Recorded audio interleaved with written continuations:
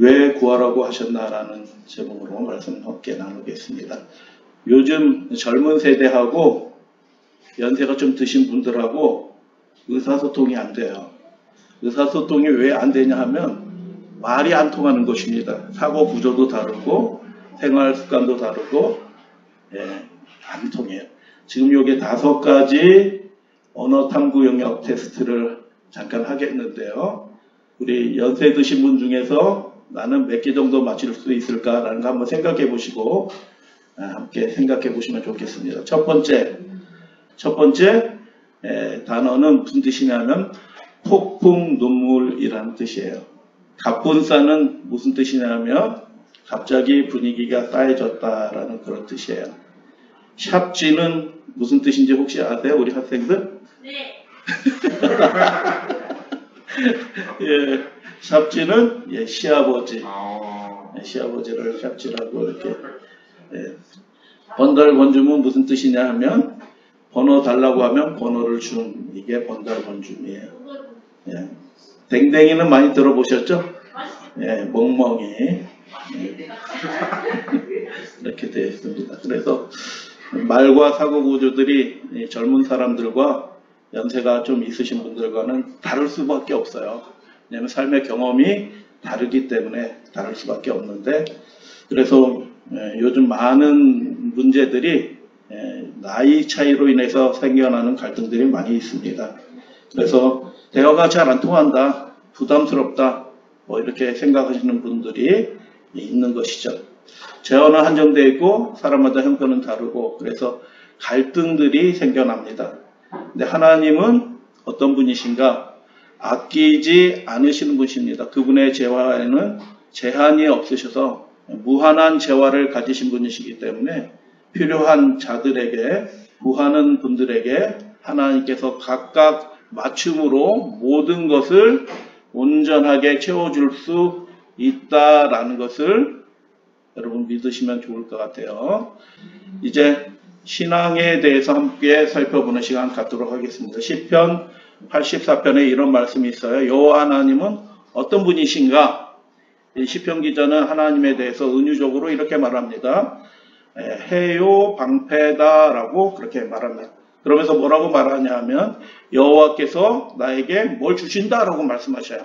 뭘 주시냐 하냐면 은혜와 영화를 주신다라는 것입니다. 은혜와 영화를 주신다라고 그렇게 말씀하셨어요.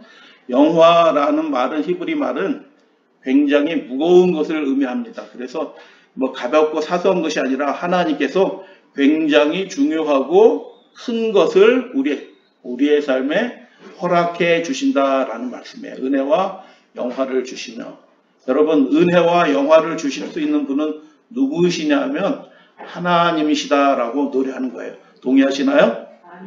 하나님께서 은혜를 주시고 그 인생을 존귀하게 만드신다라는 그런 고백의 시편인 것입니다. 정직히 행하는 자에게 뭘 아끼지 않으신대요. 여러분 하나님은 이렇게 조금 이렇게 주시는 분이 아니라 차고 넘치도록 주시는 분이고 흔들어서 넘치도록 주시는 분이시다라고 주님께서도 그렇게 말씀하셨죠. 하나님께서는 정직히 행하는 자에게 무엇을 아끼지 아니하실까요? 좋은 것을 아끼지 아니하신다라고 그렇게 말씀합니다. 그래서 여기서 좋은 것은 무엇을 의미하냐면 앞에 있는 말씀 은혜와 영화를 좋은 것이라고 얘기해. 대꾸적으로 이렇게 돼 있어요. 하나님께서 우리에게 좋은 것을 주신대요. 근데 그 좋은 것이 뭐냐? 은혜와 영화를 주신다라고 그렇게 말씀하시는 것입니다. 그래서 느헤미야 9장 말씀을 보면 좋은 것을 주시는데, 야 그러면 하나님께 굉장히 잘해야겠네. 그분이 우리 인생을 존귀하게 만들고 중요한 사람으로 만드시는 분이라면 하나님께 잘해야겠네. 당연하죠. 그런데 하나님은 그 이상이신 분이다라는 것을 느헤미야 9장은 이렇게 말합니다. 이스라엘 백성이 어떻게 살았다고요? 거역하면서 살았대요. 주께서 그들 가운데 행하신 기사를 어떻게 했다고요?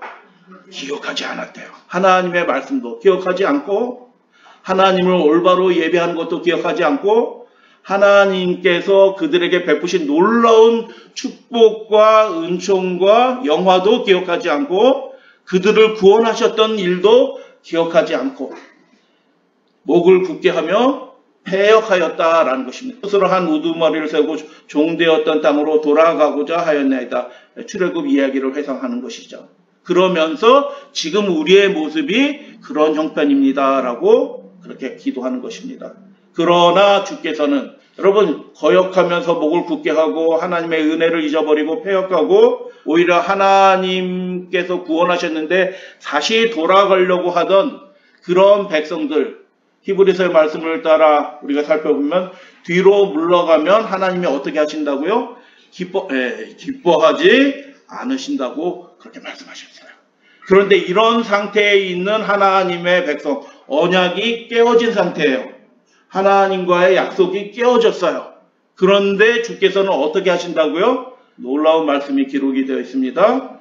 그러나 주께서는 어떤 하나님이시라고요? 용서하시는 하나님이시라. 할렐루야 아멘.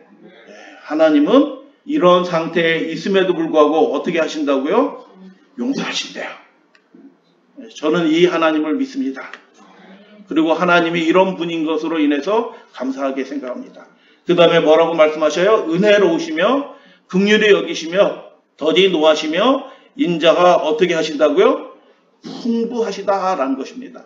하나님의 인자하심이 마르지 않는 샘물과 같이 대해와 같이 풍부하시다라고 그렇게 말씀하시면서 그렇게 거역하는 그 하나님의 백성들을 어떻게 하셨냐면 버리지 아니하셨다라고 그렇게 말씀하는 것입니다. 할렐루야 아멘. 이 말씀의 핵심적인 단어 하나를 뽑는다고 하면 뭐냐면 하나님은 어떤 분이시라고요? 은혜로우신 분이라고 얘기하는 것입니다.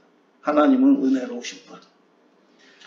그래서 하나님의 은혜에서 이 말씀을 따라 생각하게 되면 하나님의 은혜에서 배제될 사람이 있어요 없어요? 아무도 없어요. 아무도 없어요. 그 사람의 형편이 어떠했든지 상관없이 그 사람의 과거가 어떠했든지 상관없이 하나님의 은혜에서 배제될 사람은 아무도 없다. 좋은 것을 하나님으로부터 차고 넘치도록 받을 수 있다라는 것을 이 말씀은 우리에게 약속해 주는 것입니다. 그래서 치료봉사 161쪽에 이런 이야기가 있어요. 굉장히 중요한 말씀이에요. 은혜는 합당하지 않은 인간에게 베푸시는 하나님의 속성이다. 그게 본성이에요. 우리는 아유 왜 이래? 이렇게 할 상황인데 어떻게 해요? 하나님은 왜 그러지? 하고 그 사람을 오히려 구원하고 회복시키려고 그가 진심으로 자비하심으로 반응한다라고 그렇게 기록한 것입니다. 은혜는 합당하지 않은 인간에게 베풀어 주시는 하나님의 속성이다. 할렐루야 아멘. 은혜 받을 만한 자에게 은혜 주는 것은 하나님의 은혜는 아니에요. 우리를 찾아서 보내신 것이다. 하나님은 우리가 합당해서가 아니라 우리가 완전히 합당하지 않기 때문에 우리에게 은혜 베푸시기를 기뻐하신다. 할렐루야 아멘. 은혜 받기에 전혀 합당하지 않기 때문에 은혜 베푸시기를 기뻐하시는 하나님이시다라고 그렇게 말씀하는 것입니다. 근데 하나님의 은혜 베푸시는 조건이 있대요. 조건이 딱 하나 있어요. 그 조건이 무엇이냐? 그분의 자비에 대한 유일한 요구는 조건은 우리의 큰 필요이다라고 그렇게 설명한 것입니다. 그래서 우리가 완전히 전혀 합당하지 않기 때문에 하나님은 우리에게 은혜 베푸시기를 기뻐하시는 하나님이시다. 그래서 그분과의 관계 속에서 누구든지 좋은 것을 충만히 받을 수 있다라는 것을 여러분 믿으시게 되길 바랍니다. 그래서 우리는 하나님을 믿는 사람들이에요. 하나님을 믿는 사람은 어떤 사람들이냐면 하나님의 어떠하심을 우리도 배워가는 사람들이에요. 그래서 우리도 하나님이 그렇게 은혜로우신 것처럼 은혜 베푸는 사람이 되기를 원합니다. 그렇게 되어주시면 감사하겠습니다. 은혜는 그냥 단순한 호의가 아니라 하나님의 놀라운 그 은혜는 어떤 은혜냐면 우리의 삶을 완전히 채우고 흘러 넘쳐서 우리의 삶을 하나님 보시기에 아름답고 빛나는 존재로 변화시키는 은혜이다라는 것을 여러분 믿으시게 되길 바랍니다. 은혜의 출처는 하나님이시다. 믿으시게 되길 바랍니다. 유다서 4절 우리 하나님의 은혜예요. 갈라디아 1장 6절 그리스도의 은혜예요. 6장 18절 우리 주 예수 그리스도의 은혜인 것입니다. 은혜의 출처는 하나님이셔요. 여러분 우리 인생을 변화시키는 그 놀라운 변화의 힘이 그 사랑의 힘이 그리고 우리 인생을 빛나고 중요한 존재로 만드는 그 놀라운 은혜가 힘이 어디서 오냐면 하나님으로부터 온다라고 그렇게 말씀하는 것입니다. 그래서 여러분 우리가 하나님을 구하시는 여러분 되시기를 주님의 이름으로 축복합니다. 우리의 인생을 중요하게 하나님의 나라 이 세상을 위하여 정말 아름다운 존재가 되게 하시는 분은 하나님이신 것입니다. 다 같이 한번 읽어보도록 할게요. 우리가 시작.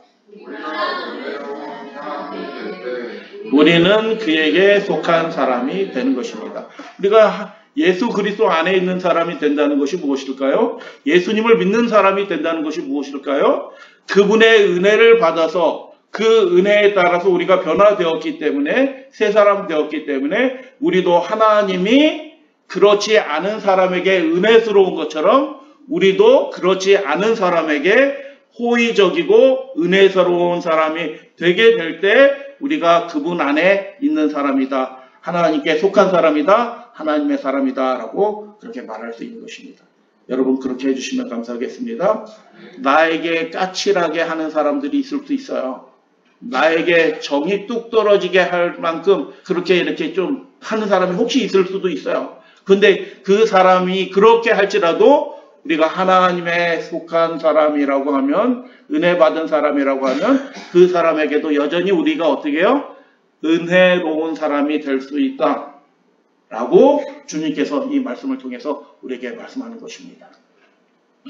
예레미야 13장 23절 그런데 그것이 우리의 의지로 되냐? 그렇게 되지 않는다는 거예요. 구스인이 그 피부를 표범이 그 반점을 변하게 할 수 있느냐? 이게 무슨 뜻이에요? 변하게 할 수 있다? 없다? 변하게 할 수 없다는 뜻이에요. 악에 익숙한 너희도 선을 행할 수 있으리라. 우리가 우리를 대적하고 우리에게 미운 짓 하는 사람에게 은혜 베풀 만한 사람이 우리는 아닌 거예요. 우리의 본성 자체가 그걸 싫어해. 거스른다고요. 그 본성이. 그런데 그럼에도 불구하고 우리가 은혜로운 사람이 될 수 있다라고 얘기하는 것은 우리 본성을 거슬러서 하는 거예요. 여러분 우리 본성을 거스르는 그 놀라운 힘, 훨씬 우리 본성보다 강력한 힘을 주시는 분이 누구냐면 하나님이시다. 의지로 돼요? 안 돼요? 의지로 안 돼요. 의지로 안 되더라고요. 내가 용서해야지 해도 용서가 안 돼. 그런데 하나님의 은혜 안에 있겠다면 하나님의 은혜를 생각하게 되면 안 되는 것들이 우리 삶에 이루어지게 되는 것입니다. 그래서 하나님의 은혜가 가져온 변화고 하나님께서 일으키신 우리 삶의 기적이다라고 말할 수 있는 것입니다. 안 되는 그것에 대한 하나님의 답변이 무엇이에요? 다 같이 읽겠습니다. 마태복음 7장 7절 구하라 시작 구하라 그러면 너희에게 주실 것이요 찾으라 그러면 찾을 것이요 문을 두드리라 그러면 열릴 것이니 라고 예수님께서 말씀하셨고 그 예수님을 통해서 우리가 그렇게 은혜에 참여하는 사람이 되는 것입니다. 구하라라는 말씀이 무슨 뜻이에요? 그런 능력이 그런 본성이 우리에게 있어요 없어요? 없어요. 있으면 그거 개발하라고 할 거예요. 왜 해봐. 열심히 해봐. 뭐 할 수 있어. 실수했어요. 넘어졌어요. 괜찮아. 너도 할 수 있어 하고 다시 해봐. 라고 예수님이 하나님이 그렇게 말씀하실 거예요. 근데 그 일이 우리의 힘으로 우리의 노력으로 교육으로 그것들이 되지 않는다는 거예요. 그렇기 때문에 인간의 힘으로 되지 않는 그 일을 이루기 위해서 하나님께서 도와주시길 원하시는 거예요. 그 능력이 변화의 능력이 은혜의 능력이 우리에게 있지 않아요. 그렇기 때문에 구하라라고 말씀하시는 거예요. 내가 줄게 라고 말씀하시는 거예요. 그 은혜의 능력은 하나님께로부터 오는 능력이다라는 것을 주님께서 그렇게 말씀하시는 거예요. 여러분 동의하시나요? 안 되는 거예요. 안 되는 것을 명령하신 거예요. 근데 안 된다고 불가능한 것은 아니고 주님께서 구하는 자에게 좋은 것을 주신대요. 은혜와 영화를 주신대요. 그 은혜로 인해서 우리도 안 되던 일들이, 예전엔 안 되던 일들이 되기 시작하는 사람이 되는 것입니다. 그래서 구하라라고 말씀해요. 그래서 거지 복음이라고 얘기해요. 여러분 거지 동양하시는 분들이 자기가 넉넉하고 뭐 집에 막 쌓아둔 게 많이 있으면 길거리에 나와서 동양하겠어요? 안 해요. 없으니까 동양하는 것입니다. 좋은 의미로 그래서 구하라라는 이 말씀은 거지 복음이에요. 없는 거예요. 우리에게 그런 능력이. 그래서 구하라라고 명령하시는 거예요. 구하라라는 명령이 무슨 뜻이에요? 내가 주겠다라는 하나님의 약속인 것입니다. 그래서 은혜의 능력이 우리에게 없지만 하나님을 구하는 그 사람에게 하나님이 값없이 주시는 그 은혜의 능력을 통하여 우리에게 없던 일들을 하게 된다라고 말씀하는 것입니다. 산상보음 132 하늘과 땅에 있는 모든 권세를 가지신 분의 선물이 하나님의 자녀들을 위하여 저장되어 있다. 구주의 피라는 고귀한 희생으로 우리에게 주어지는 귀중한 선물, 마음의 가장 큰 소원을 만족시켜줄 영원토록 계속될 선물을 어린아이처럼 하나님께 나아가는 사람은 누구나 받아 누리게 될 것이다. 여러분 믿으시게 되길 바랍니다. 우리 가정에 해결되지 않는 문제를 하나님께서 그분의 은혜를 공급해 주셔서 해결해 주실 수 있다라고 약속해 주시는 거예요. 믿으시게 되길 바랍니다. 그래서 하나님의 약속을 그 자신의 것으로 받아들이고 이것은 나 같은 사람을 위해서 하나님이 그렇게 해주실 리가 없어 라고 하는 것은 불신이에요. 아까 말씀하셨어요. 그렇지 않은 전혀 합당하지 않은 사람에게 하나님께서 베풀어 주시는 은혜다라고 그렇게 말씀하시는 거예요. 누구나 받아 누리게 될 것이다. 그래서 자신의 것으로 받아들이고 그분의 말씀대로 그분 앞에서 간구하는 사람은 그분께 받게 될 것입니다. 하나님은 어떤 사람을 가까이 하실까요? 시편 34편에 여호와는 마음이 상한 자에게 가까이 하신다고 말씀하셨어요. 그것이 잘 안 돼요. 슬퍼요. 어떤 일로 인해서 마음이 무너져 내렸어요. 그걸 해결하려고 했는데 잘 안 됐어요. 그래서 마음에 통해하는 그 사람을 하나님께서 오히려 가까이 하신다. 왜 가까이 하셔요? 그에게 은혜 베풀어 주셔서 그를 새롭게 하여 주고 그 가정과 그 일들을 새롭게 하시기 위하여 가까이 하신다라고 말씀하시는 것입니다. 우리 시작할 때 말씀드렸잖아요. 젊은 사람들하고 연세가 드신 분들하고 의사소통이 잘 안 돼. 왜 안 돼요? 경험이 달라요. 경험이. 말도 달라. 그럴 때 의사소통 안 되는 게 잘 안 되는 것이 당연해요. 그런데 덕과 성품이라는 책 38쪽에 보면 아름다운 약속에 관한 글이 있어요. 아리스토텔레스는 나이 든 사람과 어린 사람의 우정이 불가능하다고 생각했어. 나이 차이는 두 사람을 너무나 다른 존재로 만든다는 거야. 그는 너와 내가 친구가 되기에 공통점이 너무 없다고 생각했던 거지.